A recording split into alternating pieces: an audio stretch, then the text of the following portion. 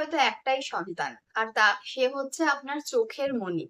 তাই আপনার সন্তান যেটাই চাইছে না কেন আপনি তার মনের বাসনা পূরণ করছেন। যা চাইছে সেটা তার মুখ থেকে পড়ার সাথে সাথে আপনি সেটা তাকে দিচ্ছেন। আপনি ভাবছেন যে আমার তো একটাই সন্তান, সে যা চাইছে তাই আমি দেব। তাকে আমি কোনো রকম কষ্ট দেব না। তার সমস্ত মনের ইচ্ছা আমি পূরণ করব।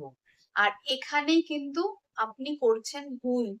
কারণ বাচ্চাকে ভালোবাসা এক জিনিস, আর তাকে আশকারা দেওয়া কিন্তু আরেক জিনিস। দিনের পর দিন ধরে যদি আপনি বাচ্চার সাথে এইভাবে বাচ্চা যেটাই চাইছে সেটাই সাথে সাথে বাচ্চার ইচ্ছাগুলোকে পূরণ করে দেন, তাহলে কি হবে বলুন তো? বাচ্চার মনের মধ্যে একটা লোভ তৈরি হবে আর প্রত্যাশার পাহাড় তৈরি হবে। সে এক্সপেক্ট করবে এটাই, সে তার বাবা মায়ের কাছে যখন যেটা চাইবে তখনই সাথে সাথে সেই জিনিসটা তার বাবা মা দিয়ে দেবে। আর এই এক্সপেকটেশনটা যদি বাচ্চার মধ্যে একবার চলে আসে বন্ধুরা, তাহলে বাচ্চাকে কন্ট্রোল করা কিন্তু আপনাদের হাতের বাইরে চলে যাবে।